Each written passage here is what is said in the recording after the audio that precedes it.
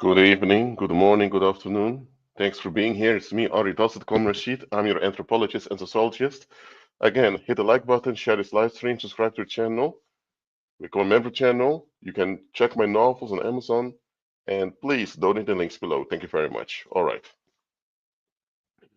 I see Robbie say hi, Robbie. Tammy say hi, Tammy. I see Aaron is here. At least I hope he's still here. The live stream came a bit later. Dean Johnson was here. Anyway, all were here. Thanks for being here. Benjamin Weaver's here too. I'm doing well over here. Thanks for asking. All right, let me start with just sharing my screen. One moment.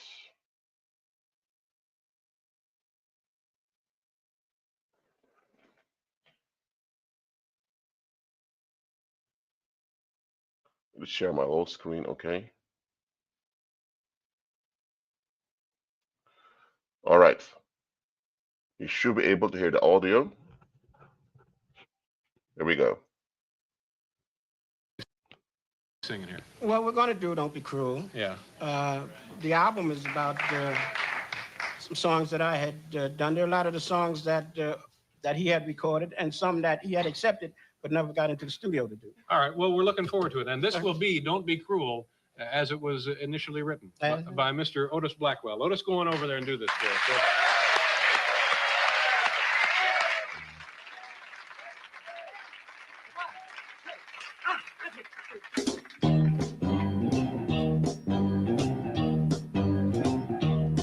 You know I can't be found sitting home all alone. And if you can't come around, well, at least please telephone. Don't be cruel to a heart so true. Baby, if I made you mad, something that I might have said, please let me get it back. The future looks bright ahead. Don't be cruel to a heart so true. Well, I don't want no other love. Baby, it's just you I'm thinking of. Now don't stop thinking of. Don't make me feel this way. Come on over here and love. You know what I want you to say. Don't be cruel to a heart so true. Well, I'm not sure we'll be apart. I really love you, baby, cross my heart.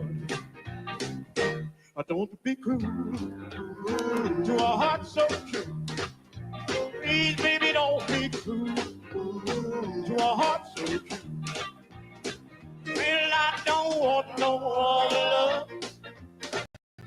Baby, it's just you I'm thinking of. Now let's walk up to the preacher. Let us say I do. Then you know you'll have it. And I know that I'll have you. But don't be cruel to a heart so true. Hey girl, why should we be apart? I really love you, baby. Broke my heart. Don't be cruel to a heart so true. Please, baby, don't be cruel to a heart so true. Well, I don't want no other love. Baby, it's just you I'm thinking of.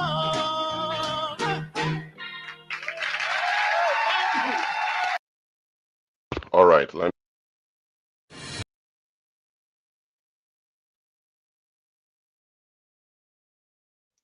Can you all hear me? Okay, good. What I just shown you was Artis Blackwell. He was the author of many of the songs that Elvis Presley performed. Okay, let me share my screen again. So hold on, let me share my screen again. Hold on a minute. This guy, Elvis Aaron Presley, known as the King of Rock and Roll, his style of singing and dancing came from this Artis Blackwell and other African Americans. How many of you knew this? Let me know in the live chat. How many of you knew that the style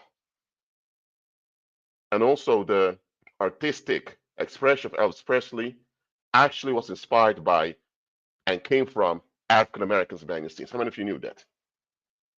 Let me know in the live chat.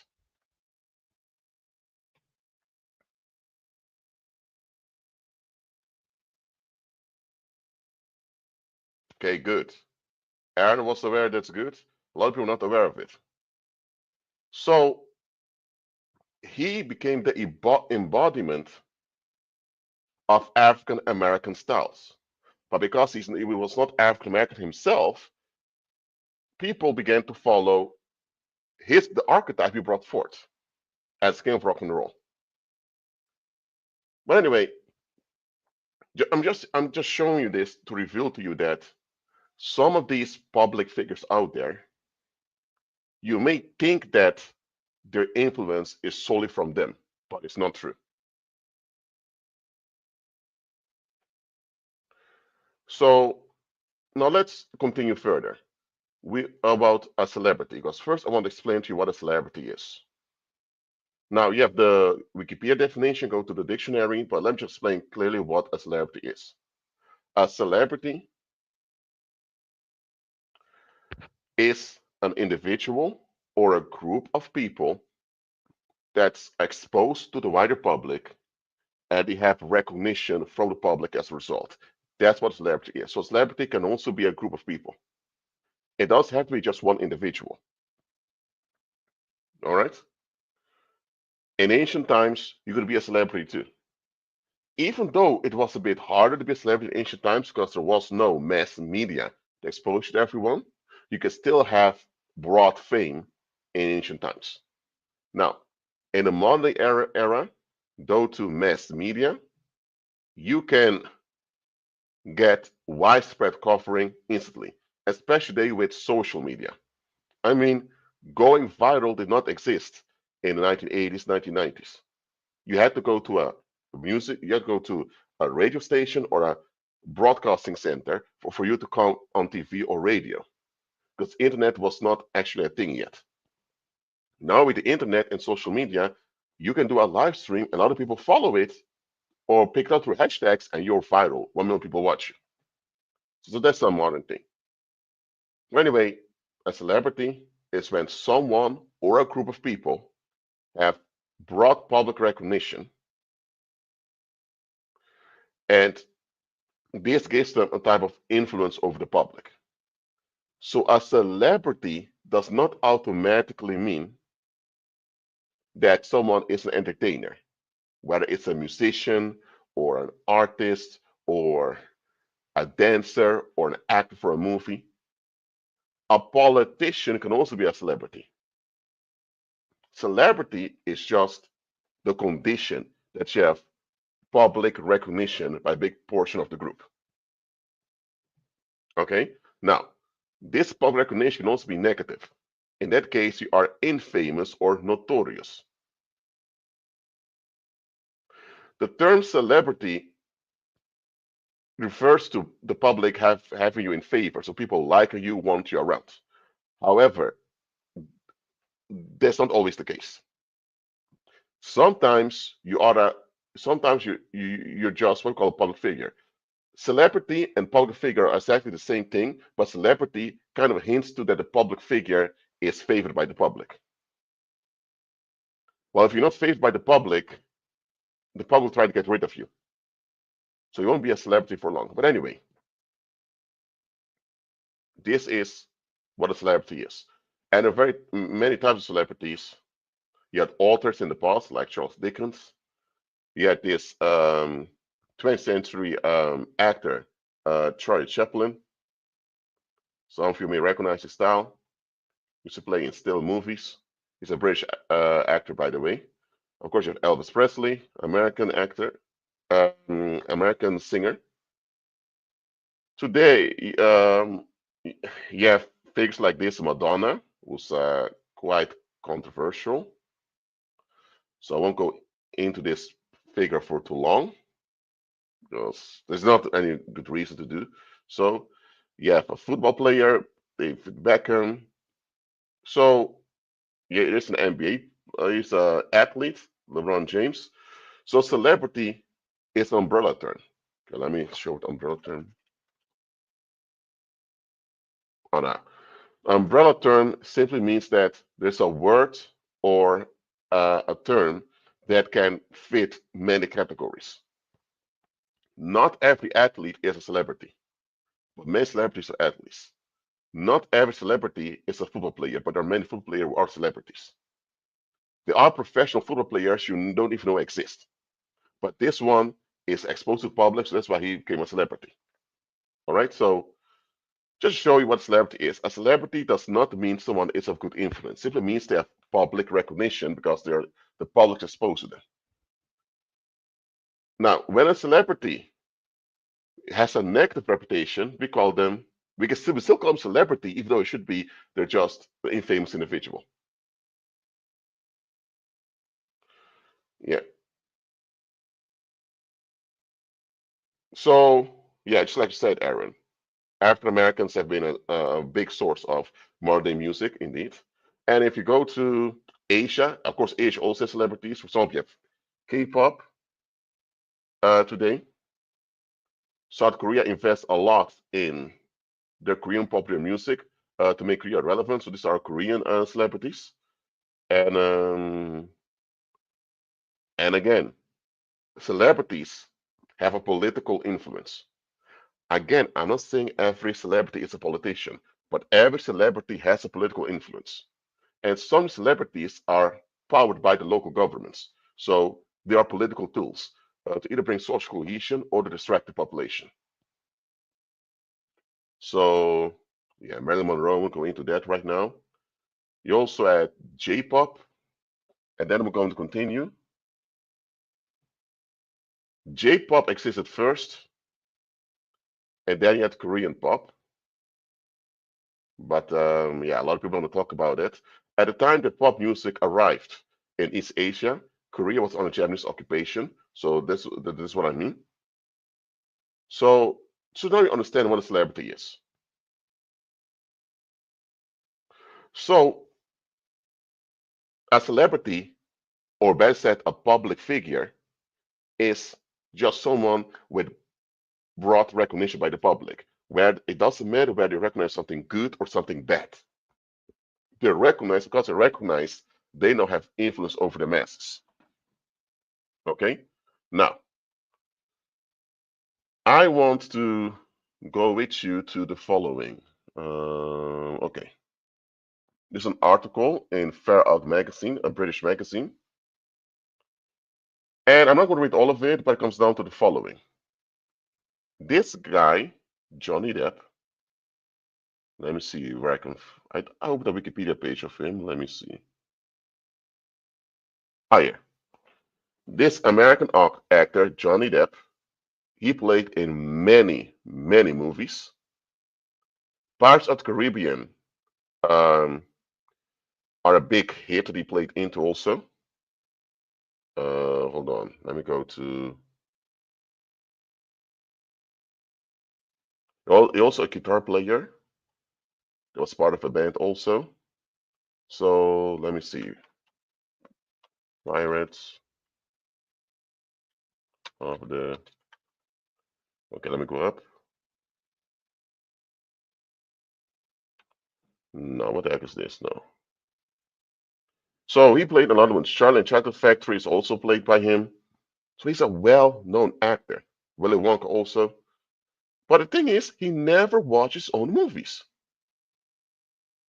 Um, he admitted himself. He said the Letterman interview asked him if he deliberately doesn't look at the finished product. Depp answered, "Yeah, I'd say as far away. If I can, I'll try to stay in as profound a state of ignorance as possible." And there's another actor, Joaquin Phoenix, who played the Joker, who also said, "I don't ever really want to see myself as the camera sees me. I don't want to watch myself." Okay, hold on a minute. What is this issue that these top actors don't want to watch their own movies?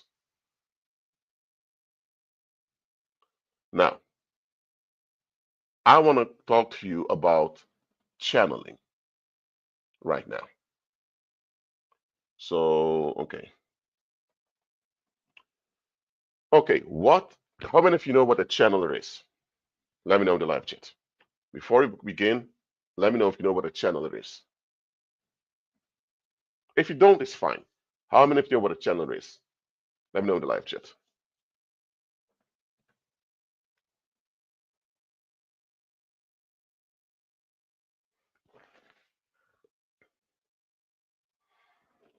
All right. A channeler is a human being that opens up himself or herself to the influence of an evil spirit, and often even allows the evil spirit to operate through their own physical body. That is what a channeler is. Now, the word channeling itself is deceptive. Why? Because a human being that makes themselves available to evil spirit is a portal, not a channel. Believers are channels for the glory of Heavenly Father. However, the world uses the term channeling with the occult, even though it should be used for believers, walk by faith. But anyway, a channeler, a worldly term, is a witch or warlock that allows a demon to take hold of their physical body or a portion of their life for purposes' sake. Now,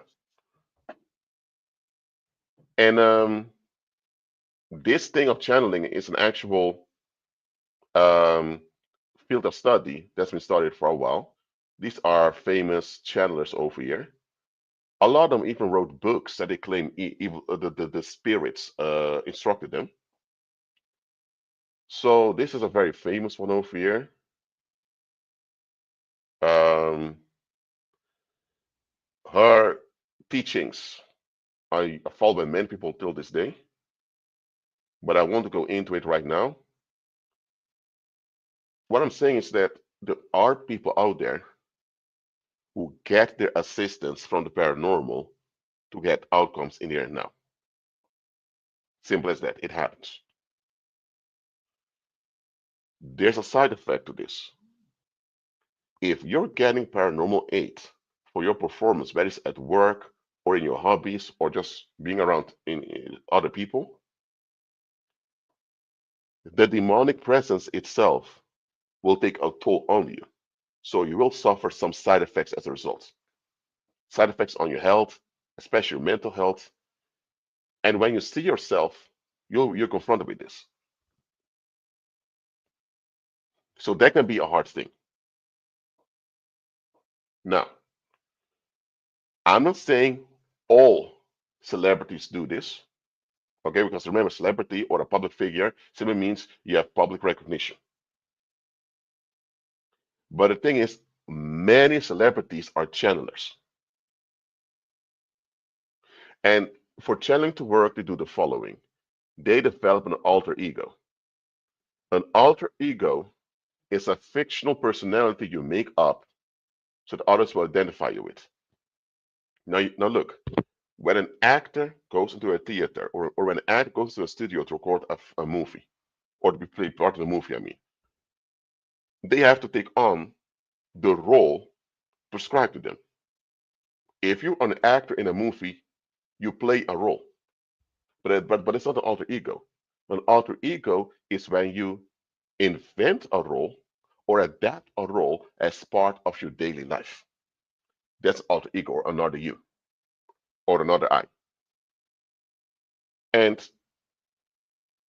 this practice of developing an alter ego has been used since ancient times. An alter ego is also a way for you to distance yourself from internal unrest or internal trauma that you don't want to face. So, someone, for example, that went through childhood neglect may have this very we have this hyper dependence on other people's approval because of it. But because they don't want to face about themselves, they develop this alter ego in their mind where they may develop a whole personality of them being independent and direct. Now, are they independent and direct? No, they're not. So they develop this idea of themselves that they're independent and direct. And now, because they have this alternative self of them in their mind, now they want to act it out. But in acting out, they have difficulty because that's not what they are. So that's where channeling comes in. Once they establish an alter ego, now an evil spirit can join them in a performance and act out the performance for them. By the way, there are people doing this at work. A lot of feminists develop an alter ego, and because they're witches, many of them. I'm not saying every feminist is a witch, but however, witchcraft is quite common amongst feminists. So if you can have this feminist who really is quite insecure, really doesn't want to be in the workplace, but hey, because of feminist propaganda and because she gets recognition for being part of propaganda, she developed this independent woman attitude, which she knows she's not. So when she goes to work, this demon accompanies her, and the demon, through her body and through her environment, begins to act out this independent woman. And because the people see this performance from her, they actually think that she's like an independent woman. They don't think that's her, but it's not her. It's a fictional personality that the evil spirits enact on behalf of her. So you may have this feminist at work being very bitchy and very direct, quick to say no. But the moment she arrives at home, she mentally collapses. She doesn't even want to talk to people anymore. She doesn't even want to remember everything she said and did during the day. Why? Because it was all a performance powered by evil spirits. Okay, let me give another example. Let's say you have um, a salesman. A salesman has, let's say you're a salesman and you have to sell products that are actually not good for the customer. And deep down inside, you're not okay with it. However, if you don't do that, you get fired and you can't pay your rent.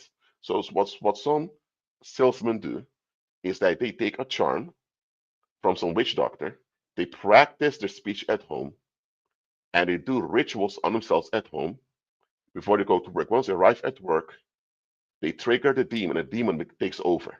And the demon begins to talk to their customers. And the demon uses its demonic abilities to kind of trick the customers to buy the product. The car salesman will often do this. So that's that snake old salesman you see over there. They call it snake old because it's a charm he's operating on there. It's an alter ego enacted by a demon. The human being, the man himself, is certainly not like that. But okay, I hope you get an idea of what an alter ego is and how it's used in the paranormal. An alter ego is not an artist name. An artist name can, for example, be, let me say it like this. My name is Rashid Emiliano Dosset. But when I publish books, I write R.E. Dosset.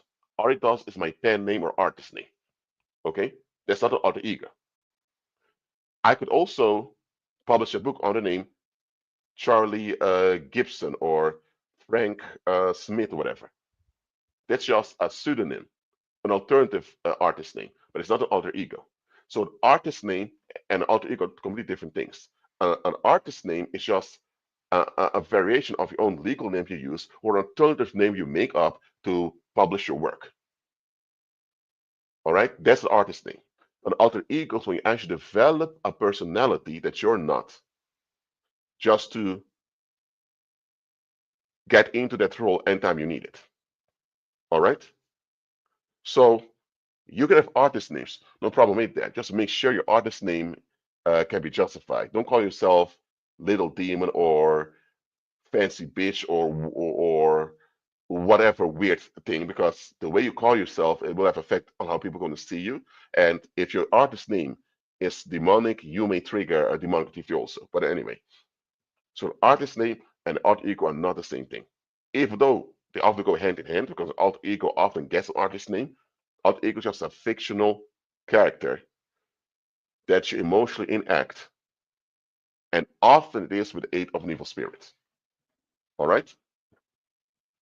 So if you have an actor that develops multiple alter egos, and demons jump in and enact on their behalf, when they see the move they played in, they realize, okay, that's not me.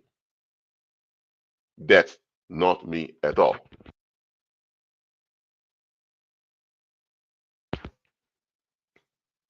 So So that's how it goes.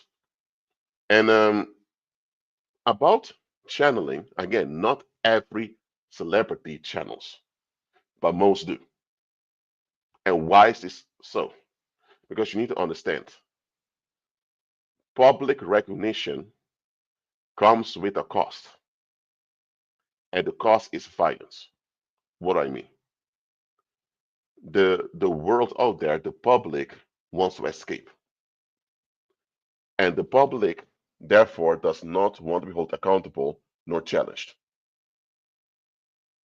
So if you are exposed to the population and they have no choice but to recognize you, but your influence is challenging their escapism, people are going to turn on you, dislike you, hate you, and all this negative focus on you will trigger a lot of psychic violence and psychic attacks on you. And if this continues, the negative tension towards you may even result in accidents happening in your life, you developing diseases, or sometimes people in the physical uh, uh, escalate on you through physical violence, which may lead to you being murdered also. Hold on.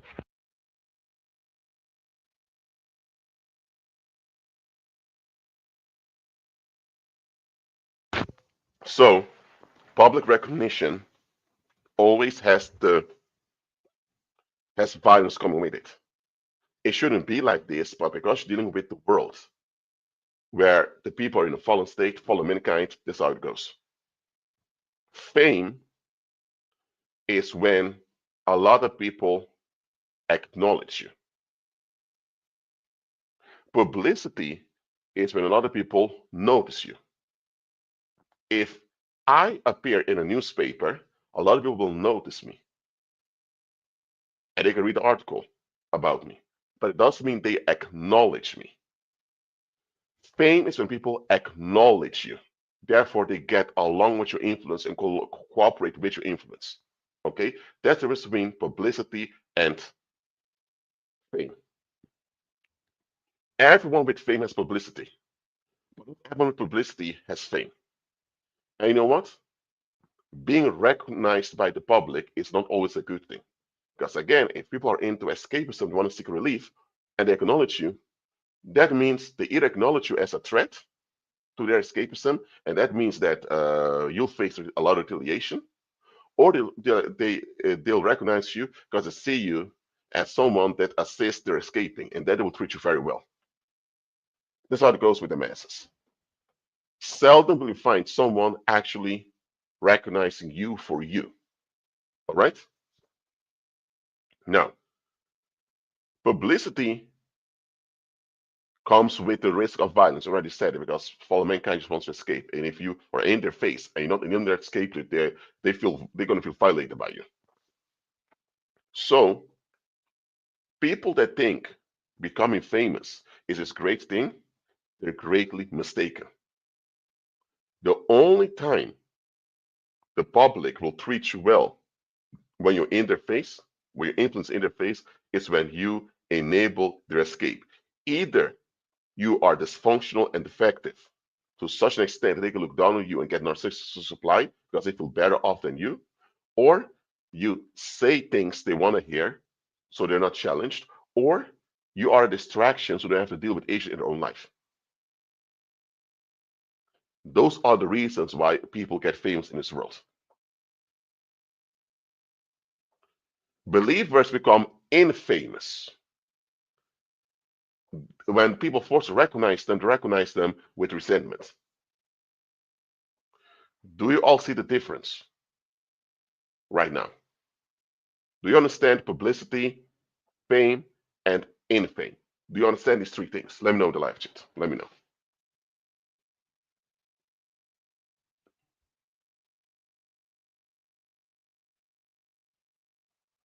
Now,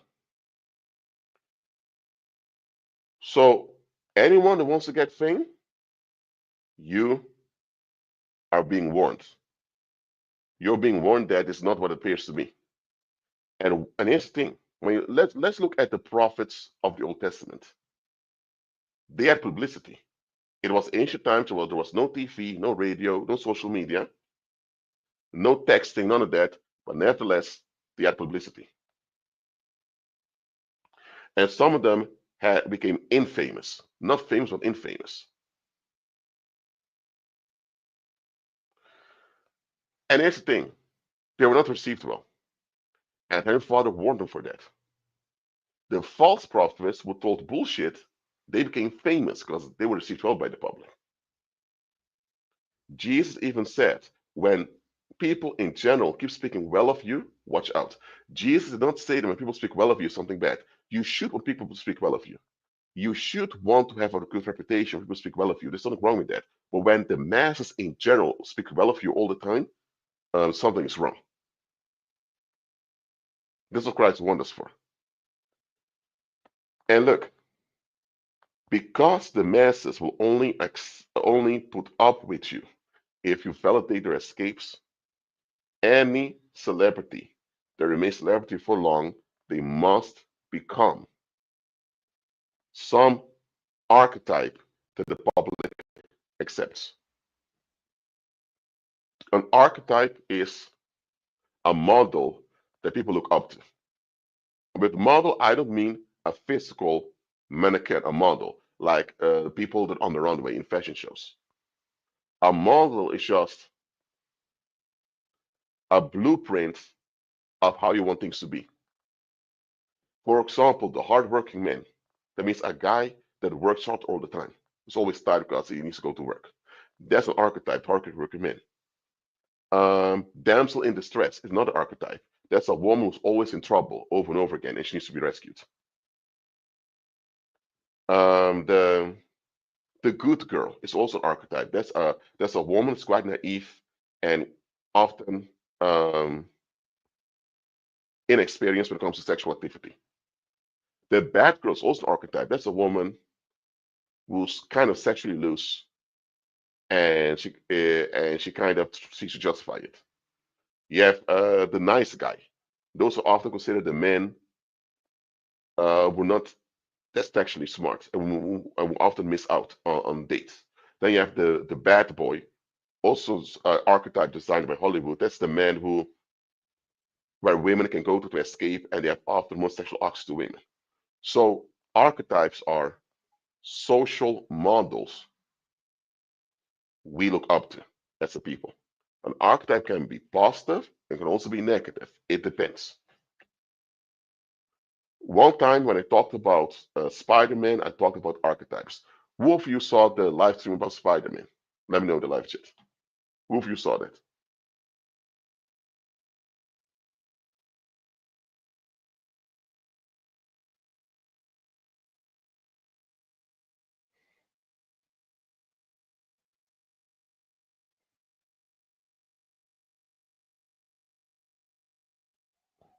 Okay.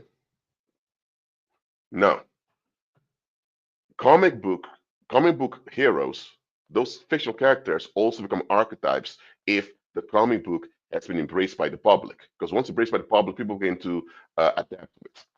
That's how the masses are. It doesn't mean everyone does, but it has an impact on the population. Now, celebrities are archetypes.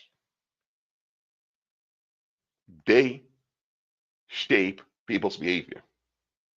For example, if you have someone, for example, Paris Hilton, who was known for this rich woman who was known for shopping a lot. How many young women today are behaving the exact same way? There are even trends on social media of women having this lifestyle of shopping all the time, buying things you don't need just to impress people that don't even know they exist. So Paris Hilton became the archetype that shaped the behavior of many young women. Think, for example, let me see, Bruce Lee. Bruce Lee became an archetype for a lot of people who use martial arts as a way to escape stresses and pressure of life, and it's a form of alternative philosophy. I'm not talking about the human being Bruce Lee, who lived, who passed away. Talk about the impact he had. His impact as Bruce Lee became an archetype that shaped people around the world. And let me tell you one thing as an anthropologist. People in the world often claim they're unique. The only unique about them is that they are, yeah, they are a human being that, and there's no other version of them out there. That's true. In that case, they are unique. Apart from that, their personality, their attitudes in life, their opinions are shaped by other people. We as human beings were shaped by the communities we are socialized into. Now, as an adult, you can go against the socialization, and you can join other groups or submit other influences, but nevertheless, you're shaped by the environment. There's no such thing as individual without the collective. In the Western world, we act like the collective doesn't matter. Listen, without the collective, you have no individual. Individuality can never exist without collectivity, without the collective. Okay? Because we're social creatures. And here's another thing I want to tell you. People want to belong to others who are similar to them. So people bond based on archetypes that they're similar to. Is anything wrong with that? No, it's not. However, if the archetype they identify with is negative or is self-destructive, well, that's a bad thing. For example, the gangster rapper. The gangster rapper is also an archetype amongst African Americans. But the gangster rapper is a self-destructive man or self-destructive woman who's always fighting all the time. See, look how much harm it costs. So society has its archetypes, good ones, bad ones, and they want you to fit into one of those archetypes. Yes, the gods also have their own archetypes over there. Again, it's not wrong with archetypes. They're perfectly fine. But what type of archetype is it? And what's behind the archetype? I mean, if you have an archetype that's not Christ-centered, evil spirits can use that archetype in order to keep people in sin, in unrighteousness, and even drag them to hell with them. And here's another thing I want to point out to you. Many of the archetypes we have today are based on actual evil spirits.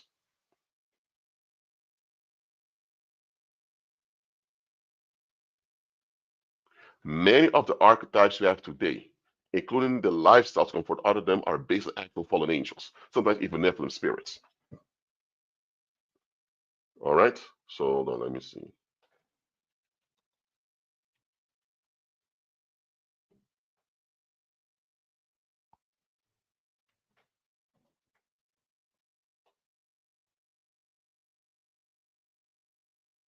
Okay, so let me share something with you.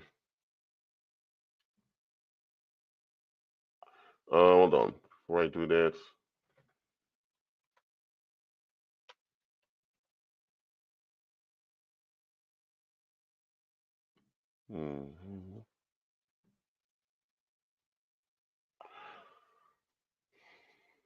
Okay, let me share the screen again.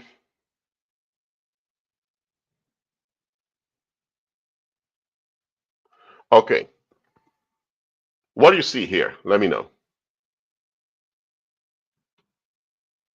Maybe I should choose one of them. Okay, this one over here. Let me know in the live chat.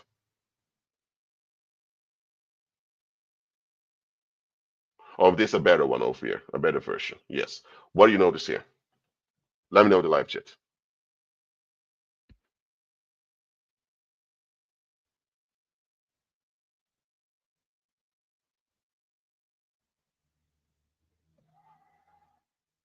I'm about to explain it anyway, but hey, I want to see what you guys pick up. Okay.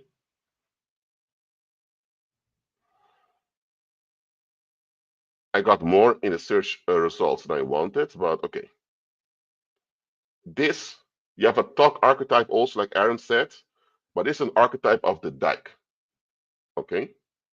These are all the results I got when typing Dyke in Google, at least from my point of view over here. Let me go back. Okay, let me go to all. Okay, dyke. Dyke is a slang term, street language, used as a noun meaning lesbian. Its origin as a homophobic slur for masculine, butch, or androgynous girls or women. Butch. Butch is a lesbian who exhibits a masculine identity or gender presentation. Okay, so we don't know what a dyke is. Dyke, butch, they're similar to one another. During my bachelor's degree in anthropology at Leiden University, I did cultural anthropology and film sociology as a bachelor. And during my thesis, I investigated how queer women were viewed in media in the Western world, film and media. And I also was researching these archetypes like the dyke, the femme, lesbian, all of that. So I'm familiar with this topic. But the dyke or butch, it has its roots in ancient times. Dike. Dike or Dike, or in English it was pronounced as a dyke, is a Greek goddess. Yes. And look at this. The short hair as a figure of authority. So the mannish lesbian that they call a dyke or a butch, it derived from this Nephilim over here. This we worshipped in ancient times. All right? How many of you knew this? That is this lesbian archetype, the dyke or the butch, is derived from Greek mythology.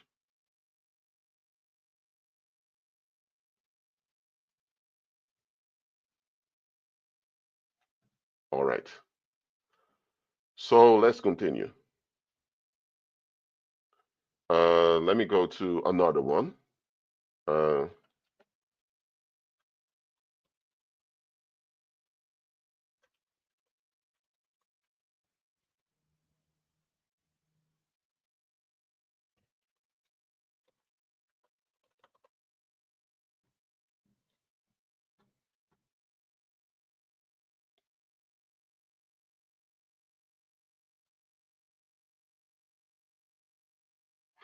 okay. How many of you know this movie?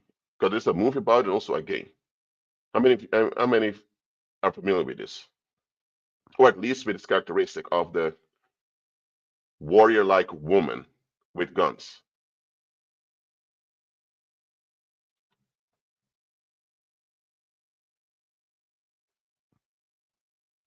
Women wearing shorts like men with guns or with weapons. Warrior-like women who are very tough and rough into your face. Now, this also has to do with ancient times. Artemis, another Nephilim. This was a Nephilim who often went hunting in the forest and didn't want any male guidance leadership whatsoever. This was an entity that always competed with men and masculinity. See her over here, hunting, grabbing the deer with his horns. Even male hunters wouldn't just do something like this. They would be more cautious, but hey, she goes all the way, putting herself at risk. Well, this archetype of Artemis, which is actually based on actual evil spirit, is used today. Again, you can play Tomb Raider as a game. I did it too. That doesn't mean you're actually being demon possessed or whatever. No, you can play the game, you can watch the movie, but just know the archetype comes from a Nephilim. Just so you know. You want me to do another? You want me to do more of these archetypes and how they're originating back to evil spirits? You want me to do more? Let me know.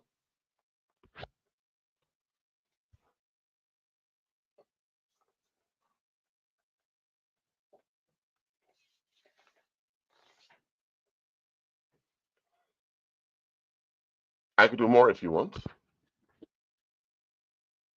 Um, let me see. Okay, let me do one more.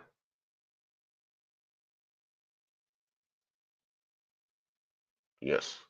Okay. Mhm.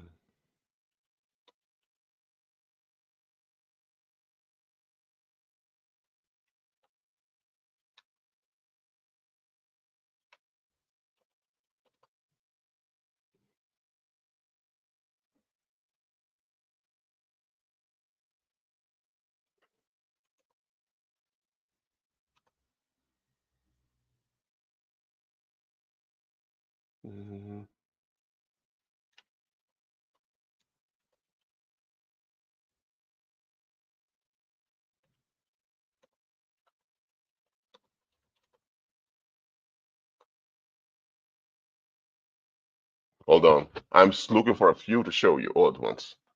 Moment.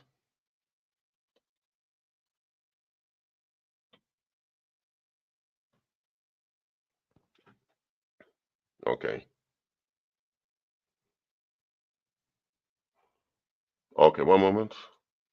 If I do something, I'll do it well, guys. One moment, so be patient.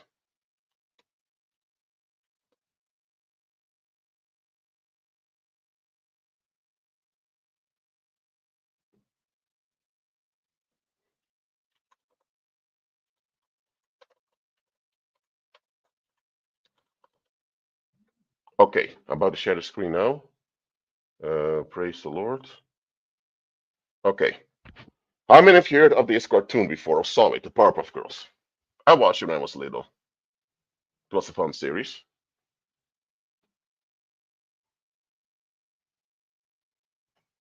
You don't hear the Powerpuff Girls? Three girls with so-called with paranormal abilities saving the city. This was another series called The Triplets. And hold on. I didn't really watch this one because I was thinking, what the heck is this? It was another one. And then you have this musical group from the 1980s, I believe. They had some hits called Wilson Phillips. Let me show you them over here. I believe it's still active till this day. They look a bit different right now. Yeah, this I believe it was a Belgian group. Um, K3. I mean, yeah, you had multiple version of them singing for children. You had the series Chant in the 1990s. I watched that one also. It was a bit informative, by the way. Also, what you notice is that you continuously have three women or three sisters forming a unit. Where does come from? The three graces. Okay, the Charites or Carites. Okay, who are the three graces? Also Gratiae. These are three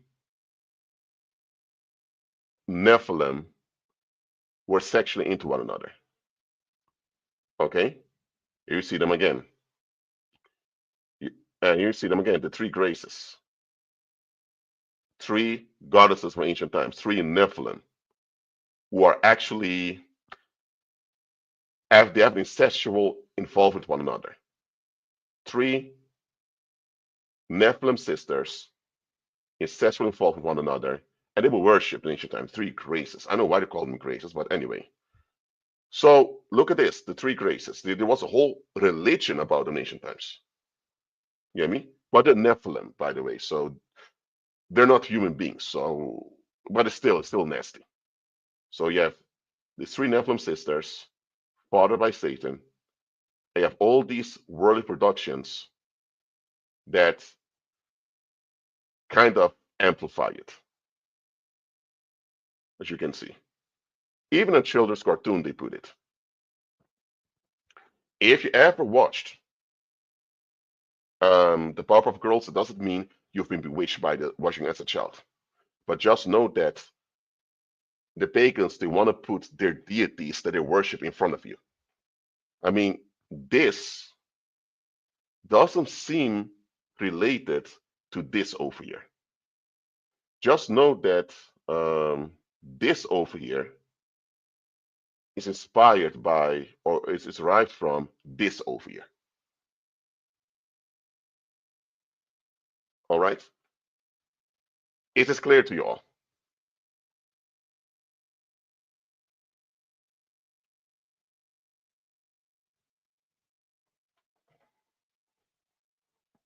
And eventually, if you keep seeing this phenomena of three sisters or three close female friends forming units, eventually it develops as an idea in your mind that a unit of three women is possible.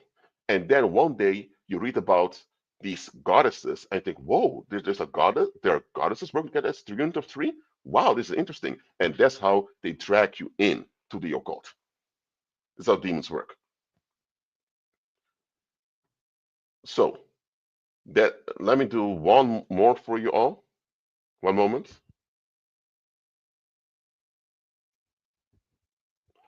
Um,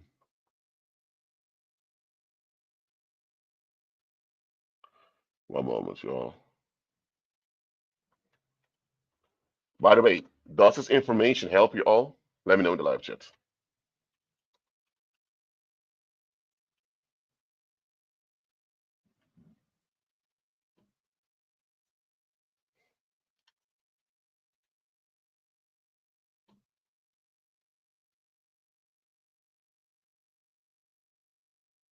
Okay.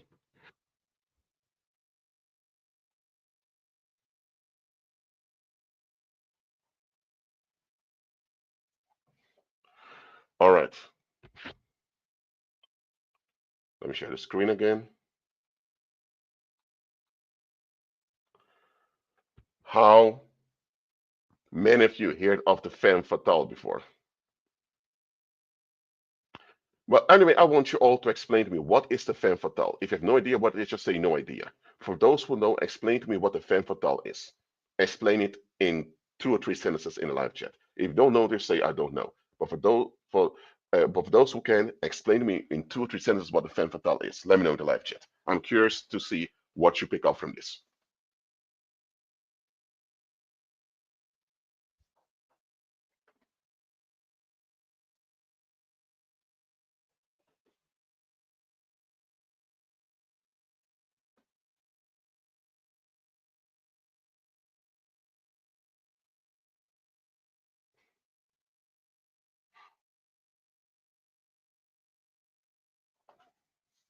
Any of the guys out there? Any of the guys amongst us, Christopher, what do you think the femme fatale is?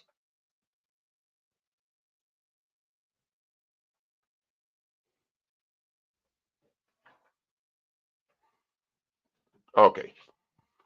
The femme fatale is also an archetype, and it comes down to it's a woman that's often sexually seductive or sexually appealing in how she acts, behaves, also because she has a quote unquote nice figure, but there's a problem with it. It's a type of woman that will get you killed. And in cartoons, they use the femme fatale in movies. These are various movies they use it in also. Oh, and it's a classical theme. It's nothing new. So let me go to all. It's also called a man-eater, matahari, or vamp. As you can see it, they used to portray some of the women who were like prostitutes like that also in the past. It even goes back to Hinduism. Oh, look at this. It even goes back to Hinduism, as you can see over here. One of the deities there is also inspired by. So, again, but what is this femme fatale based upon? Aphrodite, also known as Jezebel, the firstborn daughter of Satan. And let's go. Where's the Google search?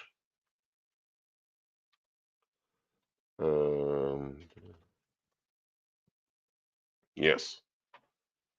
So Jezebel itself is an archetype. That's derived from Aphrodite.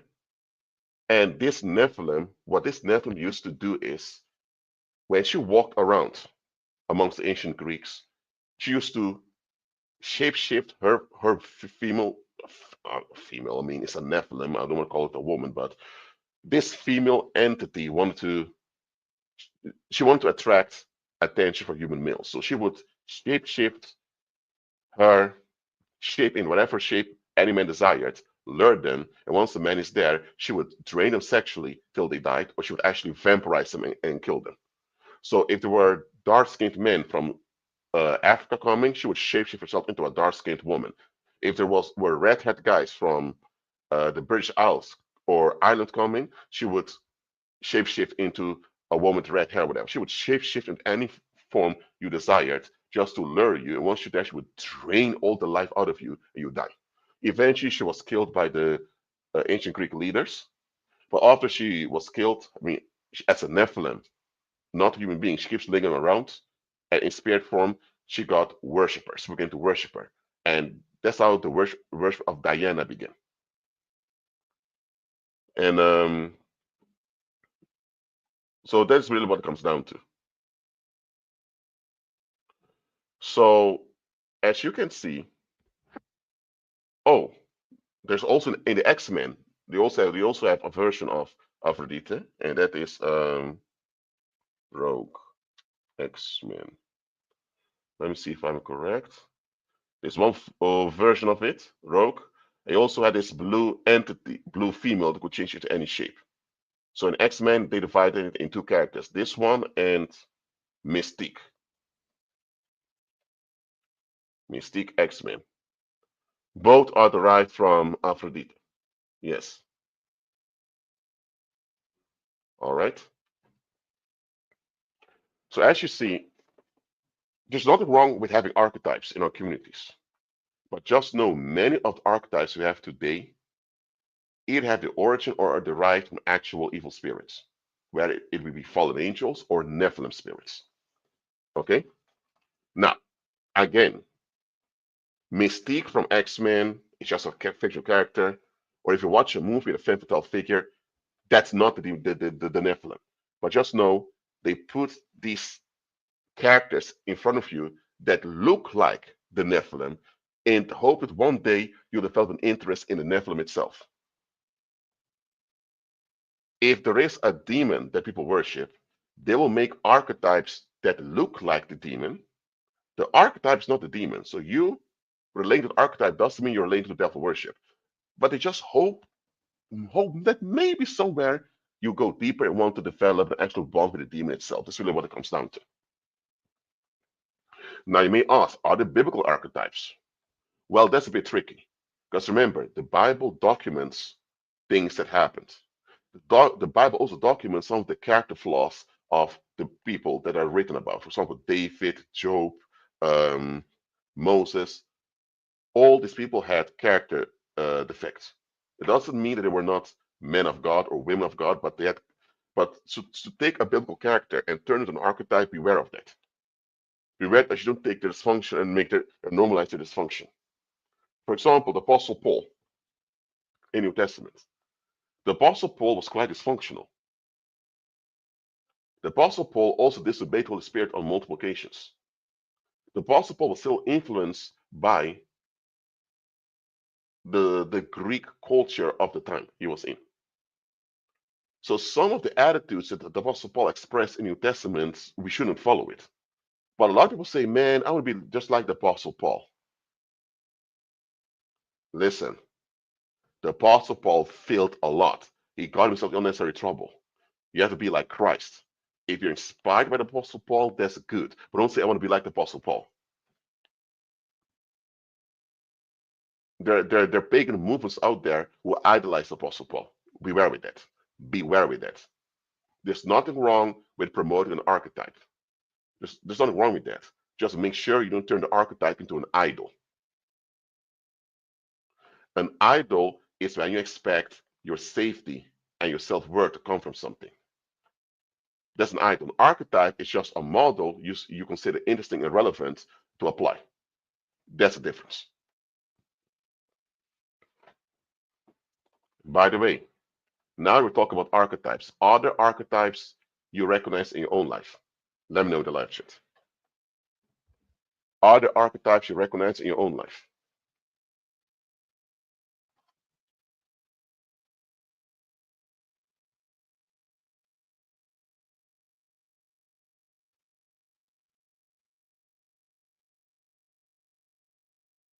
Mm-hmm.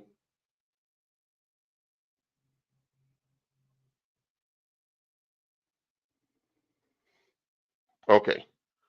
There's nothing wrong with admitting that you have been influenced by archetypes. Nothing wrong with that at all. But just know, is the archetype in harmony with the will of the Heavenly Father? If not, you need to change.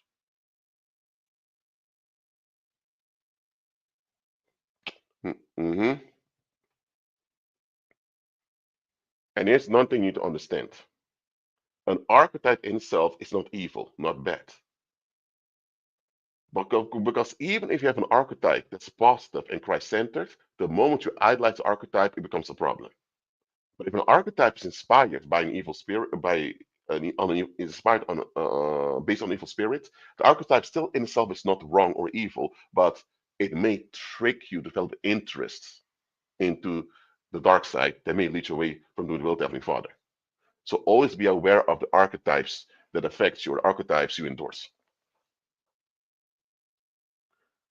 Some archetypes are just plain nasty. Okay, so you don't even have to think about those.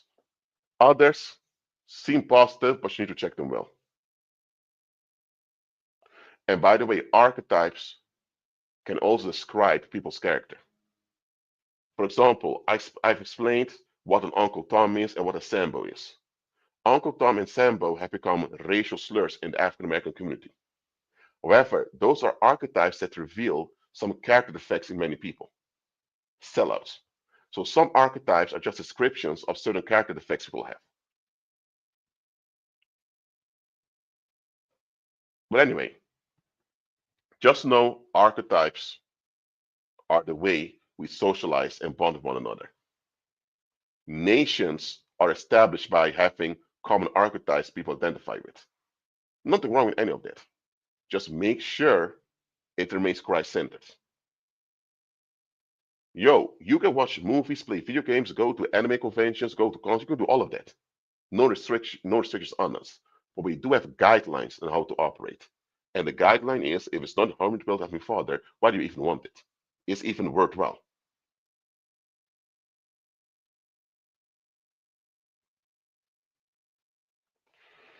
And one more thing I want to point out to you.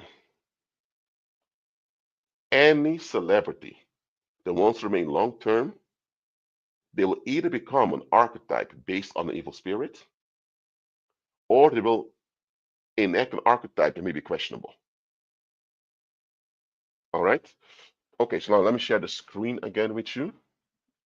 Hold on, present screen.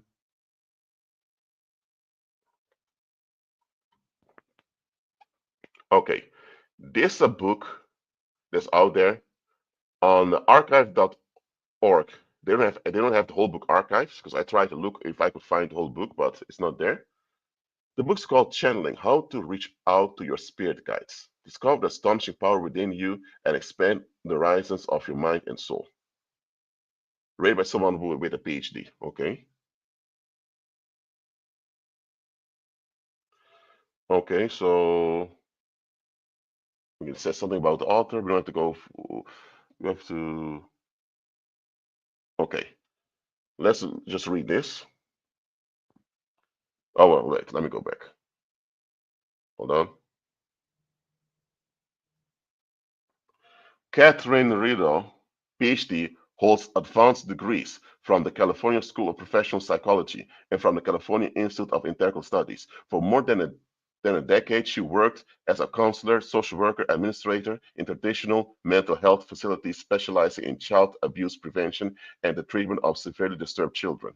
For the past 7 years, she has worked as a psychic counselor, integrating spiritual disciplines with psychotherapeutic techniques. She currently has practices in both Northern and Southern California, where she teaches workshops on intuitive development as well as offering private psychic consultations. Okay. Okay, acknowledgements. No, we don't have to go for there. And I see in the table of contents, meeting Dia, beginning to channel, putting skepticism aside, early gifts from Dia, teaching others to channel, channeling other people's guides, working with many guides, channeling the higher self. Wow. Just look at this. Okay, you can't find the whole book online. We don't even need it. Instead, I found this other book from the I believe 1922. It was republished by this British psychic researcher, and yeah, and he's kind of exposing in this book how many of the mediums out there or channelers are fraudulent. Okay, this is what I want to read with you very quickly. In the year 1871, the writer of the following pages was a young man aged 17 years, working steadily at his chosen occupation in one of the capital cities of the Middle States. That's the Midwestern United States. There was nothing out of the ordinary in his physical, moral, or mental organization, which is true of him today, with the exception of a portion of his moral attributes. No individual can become a spiritual medium and retain all his moral qualities. Let's read it one more time. This was written by an occultist who himself investigated the occult for, I believe, 50 years. But you can look it up for yourself. His name was, okay, hold on, let me check what his name was again. Harry Price. And some of the work was from other authors too. Look at what this experiential occult is saying over here. Let's go to it one more time. No individual can become a spiritual medium and retain all his moral qualities. Now we know morality it comes from Rome, but morality in the world means good qualities. That's what people mean with it often. If the morality itself is just something religious, people often imply good qualities with it. So what he's saying is that, listen, you can be someone with good intention. You can be someone with a good attitude. The moment you get into the occult, you will lose some of those qualities. You will decline. He says nearly all mediums are in reality materialists, atheists, or agnostics. Okay? Now, I'm not going to read all of this over here, but just know, people who are involved in the occult itself, they study this. And they even warn you for people involved in these things.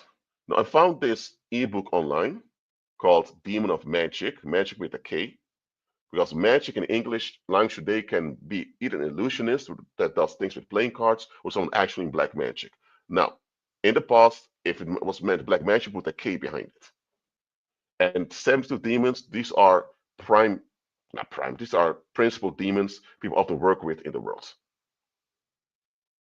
Well, I don't want to go too much into it, but I'm going to read the whole thing. Hell no, but let me just want to read the following.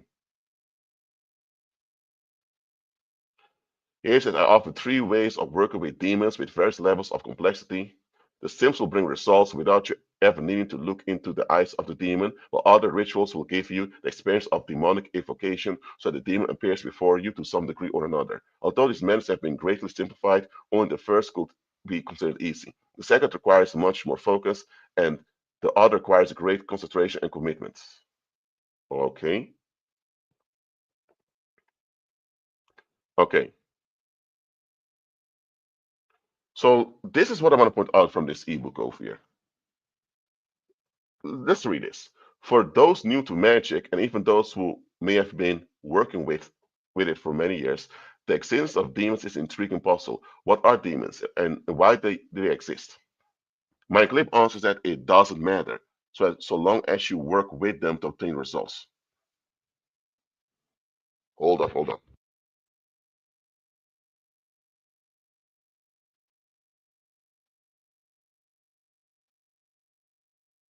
Hold on a minute. Let's read it one more time. For those new to magic, and even those who may have been working with it for many years, the existence of demons is an intriguing puzzle. What are demons and why do they exist? My claim answer is that it doesn't matter, so long as you work with them to obtain results. After several decades of trying to convey the value of this revelation, I have found that it never satisfies. I will indulge your curiosity into the nature of demons, but only briefly, so that you perhaps get some idea of what it is you are working with. If you are to work with demons, you wish to know what they are, and you may have beliefs based on religion, legends, and most likely the horrors of cinema. Here's one thing he said: demons display their power to us more readily than angels. Some will say this is because they are more base and close to our material world. It could be that demons are trapped in their own egotistical worlds and thus ready to display their power as an act of bravado. This may be the case, but when you sense that power, know it can be harnessed and expressed in your life. Access to power is more important than any other theory about its origin. Our question remains unanswered, and if you were to ask an experienced occultist exactly what a demon is, you might be met with a blank stare. This is not because there's no answer, but because the answer will either be inexact or it will take several days to relate. For the simple explanation, you could read about the demons that were called and controlled by King Solomon, as summarized by the Testament of Solomon. It could be added that the techniques for calling demons, along with lists of demons, were described in many texts that appeared in manuscripts form and print somewhere around the 14th century. Okay, so Solomon, during his lifetime, he abandoned the Heavenly Father and began to worship demons. He got he got 700 wives, 200 concubines. He had 1,000 women in his life, and he built pagan temples for them, where did blood sacrifices. So Solomon really crashed sexually and in any other area. He filled the country with idolatry, and pagans and occultists still this day they look up to Solomon. So King Solomon has become an archetype for those who want to get involved into the occult and into devil worship. Okay? Okay. There's one thing I want to point out to you. Uh,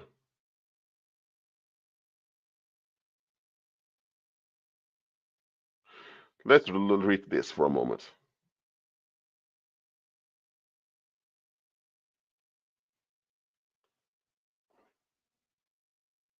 Okay, so let's read this.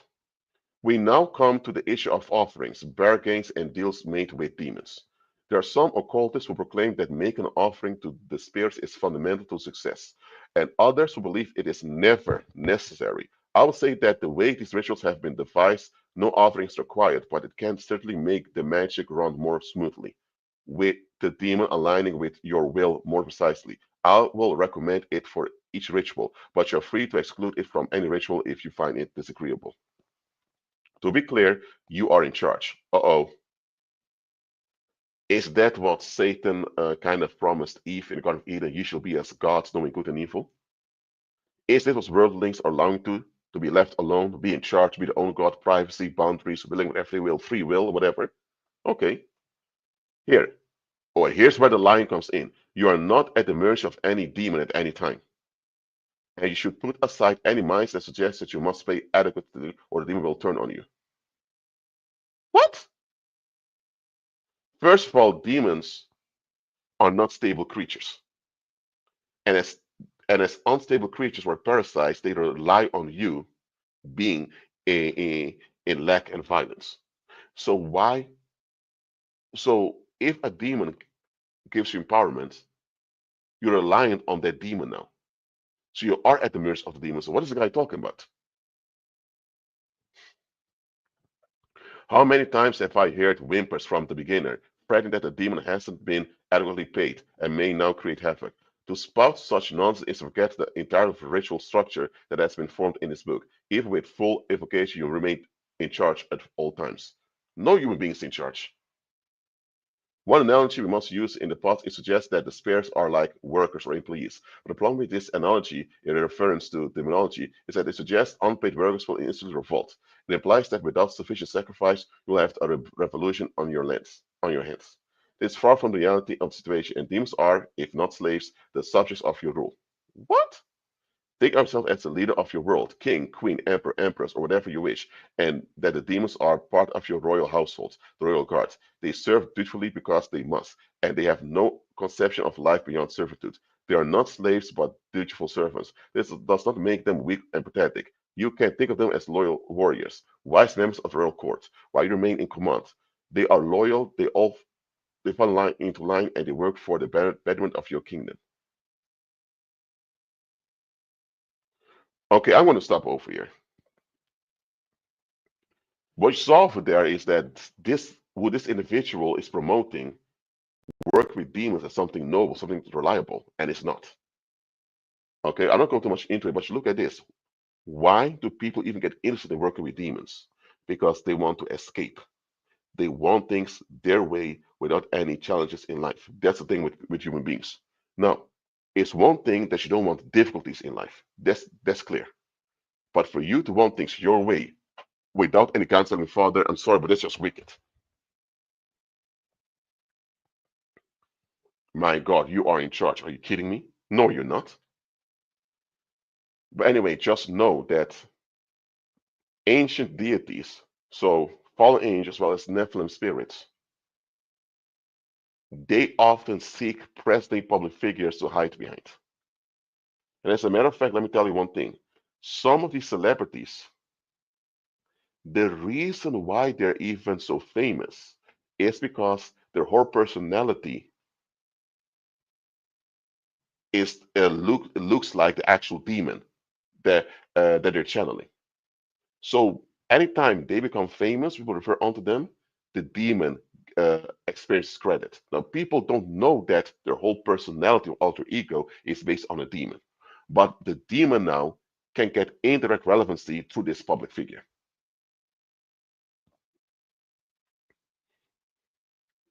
But it's not just celebrities. It can also be something local. Let's say you go to work, and your manager at work is quite intimidating. This manager at work may be a warlock, and he has an alter ego that he developed, and he's channeling some demon. So every time at work, when he's unfriended, all of that, it's the demon expressing himself through him because he allows it, and in return, he has this smooth success.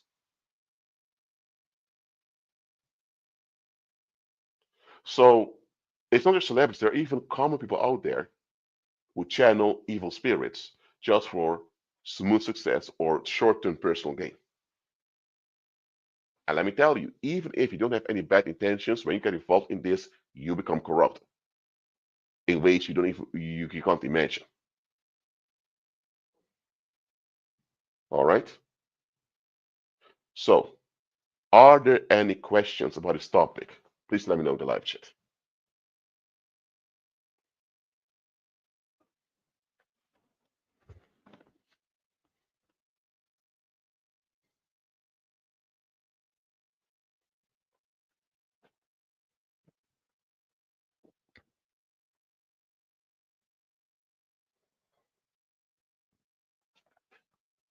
So understand this.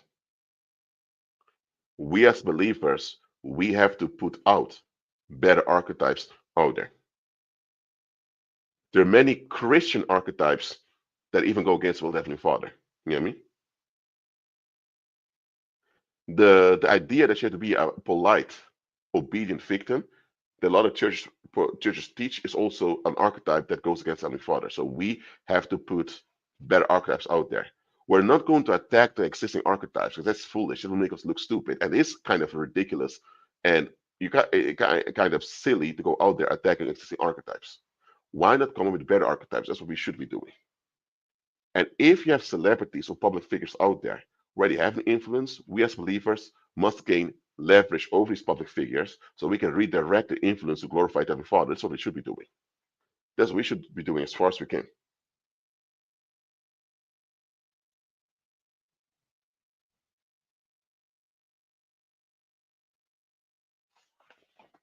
Chris for us. Do you think some of these big time streams adopt negative archetypes to maintain their status? Yes. Remember, evil spirits can only operate in negativity. So if you want their assistance, there must be negativity in your life. You cannot be clean, pure, and stable and expect demons to be working for you and through you. No, you have to be in lack and violence somewhere. Yes, a lot of game streamers online who are actually adopting negative archetypes, and some of them aren't even aware of it, but evil spirits attach themselves to them and begin to work through them. A lot of these streamers out there on social media are not even aware that they actually bonded with evil spirits. The archetypes they adapted into and the alter egos they developed triggered this bond with evil spirits. They're not even aware of it themselves. Some of them they go viral, they blow up immediately, and think, "Whoa! Since I adopted this style on social media, I go viral." That is because the style you adopted is in harmony, is actually a reflection of a demonic presence, and that's why the demons are so fond of promoting you.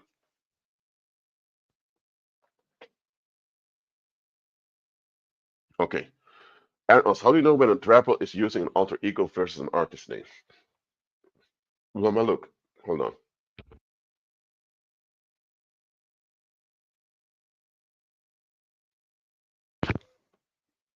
An artist name is just that, an artist name.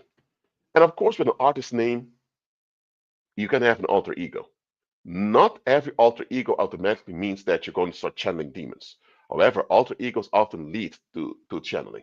What I'm saying is that if an artist name, let's say someone is a rapper and they have this intense rap style and develop an artist name with it. That artist name with that intense style is just a style they use for the career. Nothing wrong with that. But if they develop an alter ego, again, not everyone develops an alter ego will end up channeling. But developing an alter ego is time consuming and it can be exhausting. So you have to think twice whether you want to do that or not. But anyway, if a rapper develops an alter ego, you'll notice that he'll be so emotionally invested in that alter ego that eventually he kind of becomes like the alter ego. All right. I hope this answers your question, Aaron.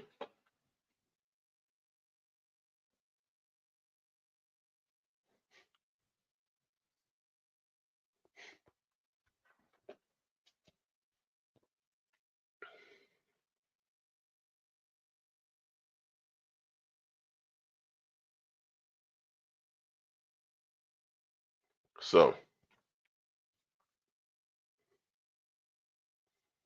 what I want you to understand is that alter egos, people tend to develop them often to cope with trauma or to cope with unresolved issues. Sometimes you have authors developing alter egos they can use for their novel writing, something novelists also do. But alter egos, you have to beware because that can become an open door for evil spirits. So beware of that. Then you have people using artist names. And just remember, it's a difference between publicity and fame. Fame is when you're recognized. If you're recognized in a negative way, it's infame. You're infamous. Publicity simply means you're exposed to the public. They admit you're there, but doesn't mean they recognize you. Not wrong with publicity. Fame itself is not actually wrong with fame, but to chase fame in this world, I would not do it. Absolutely not.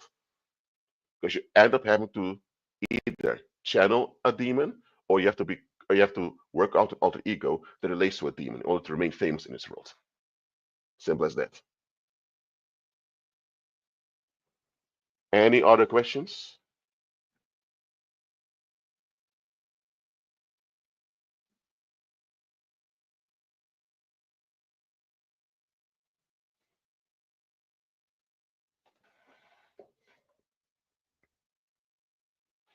Okay, I hope this live stream benefited you, that you learned new information, you increase your knowledge, and please use this knowledge in a Christ-centered way to glorify our Heavenly Father.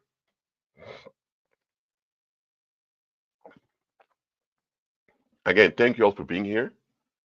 Keep on agreeing with Christ. Be at peace. Again, hit the like button, share this live stream, subscribe to the channel, become a member channel. You can check my novels on Amazon. Donate in links below. Thank you very much. Now, see you next live stream. Shalom.